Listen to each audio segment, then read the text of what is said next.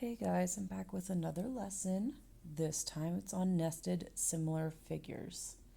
So, um, I often get asked, when am I going to use this in real life? And this skill is more so for architecture. So, when people are in architecture and design, understanding proportions helps create scale models, ensuring structural integrity. So basically, whenever you're designing something, you want to make sure that it is sound. Photographers use similar triangles for composition and perspective. Engineers, if that's something that interests you, engineers will use this. And yeah, if that's a career that you're interested in, then you might be interested in this lesson. So, nested similar figures. The steps needed to do this are pretty much the same thing that we've been doing this whole time. So, you got to find, your corresponding sides. Remember, corresponding means like what matches.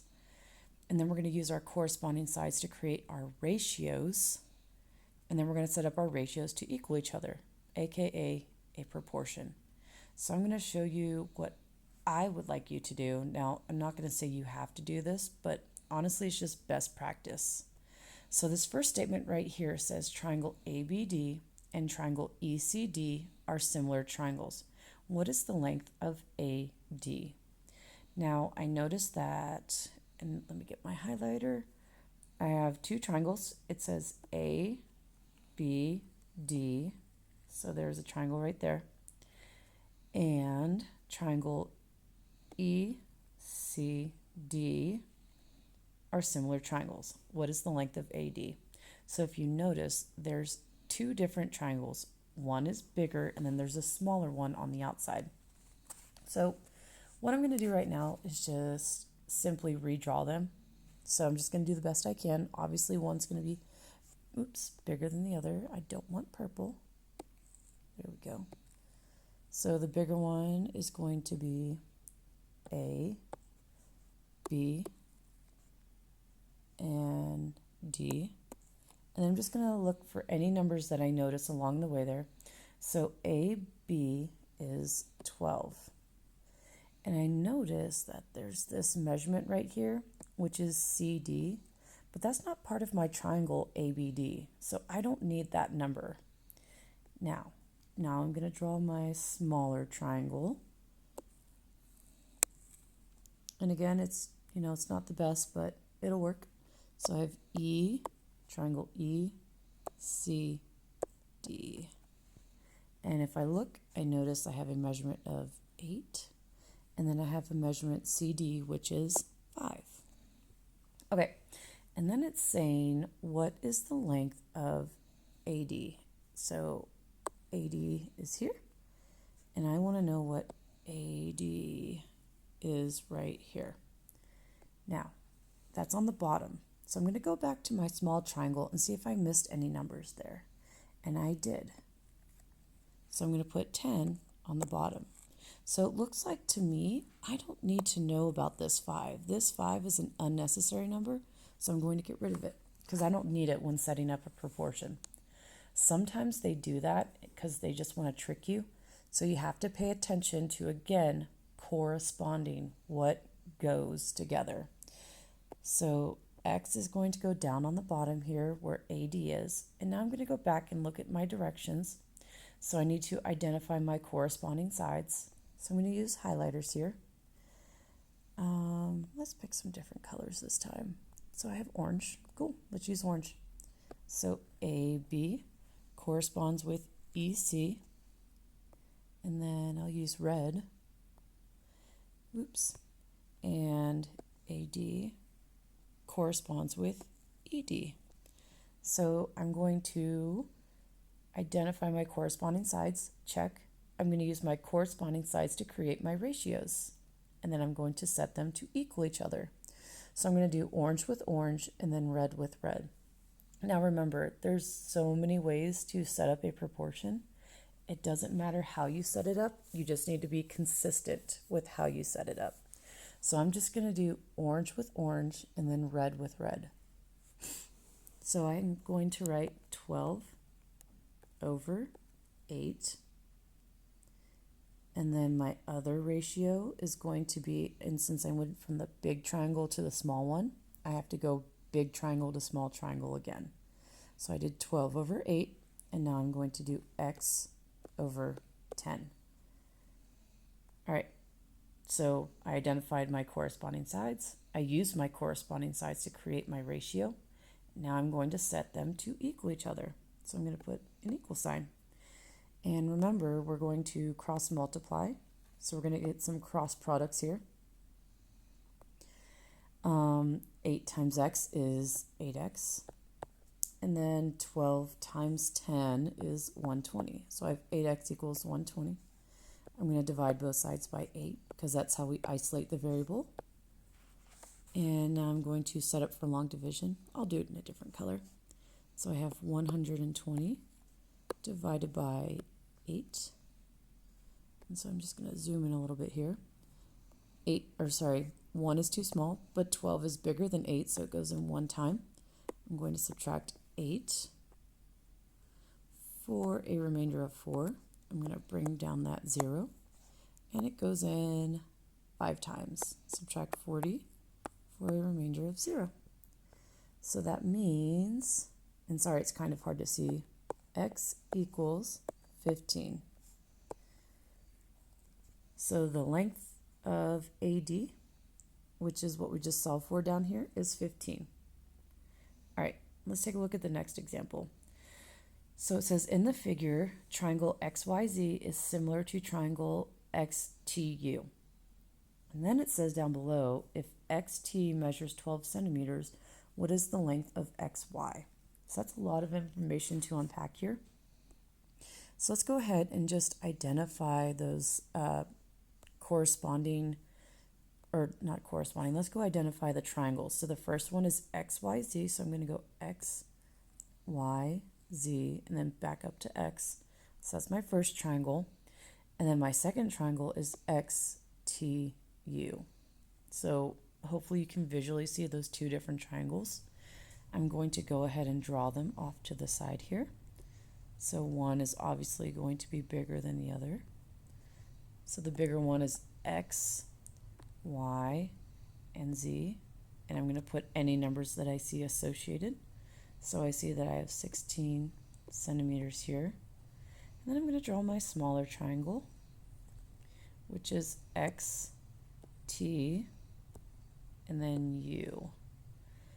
So I say I have 9.6. And then I need some more information. So I'm going to go back and look down below there where it says if XT measures 12 centimeters, what is the length of XY? So looking at my triangle, XT is the smaller one. So I'm going to put 12. Oh, and I forgot to put centimeters. All right, what is the length of XY? So XY is what we're solving for. I'm going to identify my corresponding sides. So I'm going to use orange and red again. So it looks like YZ and TU go together. They correspond because they're in the same spot. They're just, one's a bigger triangle, one's a smaller triangle. And then it looks like XT corresponds with XY. So now I'm going to set up my proportions based off of that. So I'm going to keep the colors together. So I'm going to go from my big triangle to my small triangle, and then I'm going to go big to small again. So I'm going to use this space down below. So I'm going to do red. I have X over 12. So I went from the big triangle to the small triangle equals, I have to do it again, 16 over 9 and 6/10. So just like we've been doing this whole time, I'm going to cross multiply and then eventually divide. So I get 9.6x equals, and then if I do 12 times 16, I get 192. To isolate my variable, I'm going to divide both sides by 9.6. So I'm going to set up for some long division. If you guys can hear my dog snoring, that's because it is nighttime. You might hear them in the background. So I have 192 and then 9.6. Now remember, you have to move your decimal, and if there is no decimal, you have to add it behind your number and move it over once. So now it's 1,920. And I don't like the way this looks, and I never like to continue dividing this way. So I'm going to rewrite my division problem. So I'm going to scoot over just a little bit more here. I have 1,920 divided by 96. So 1's too small, 19's too small, but 192 is bigger than 96. So I'm just going to do a little bit of math here. I'm going to take a guess. So 96 is close to 100 and 92 is close to 200. So I'm just going to try and see what happens when I multiply by 2. 6 times 2 is 12. Carry that 1. 2 times 9 is 18 plus 1 is 19. So it goes in perfectly 2 times. I'm going to subtract 192 for a remainder of 0. And no, the answer is not 2 because you got to bring that 0 down. It goes in 0 times. Subtract 0 for a remainder of 0. So it goes in 20 times. So 192 divided by 9.6 is 20, which tells us that the length of xy is 20. All right, now here's another thing that I want to present to you guys. So I'm going to erase all of this. I don't want y'all to erase it, but I'm just going to, because I want to show you something, because sometimes you don't have to solve for like a whole entire length. You need to know the whole entire length, but then sometimes you have to go back and find just a part. So I'll show you what that means here in a moment. So let's say we knew that xy equals 20 centimeters, by the way, not donuts or anything like that. So that means right here, xy is 20 centimeters. And then remember, based off of this given information, it says if xt measures 12 centimeters, so this part right here is 12 centimeters. Now, sometimes when you're solving, you just have to go back and it could say like, what's the measurement of ty? So you would think to yourself, well, I know the whole entire length is 20, and I know that this one part is 12, so all you have to do is just 20 minus 12, and you would get 8.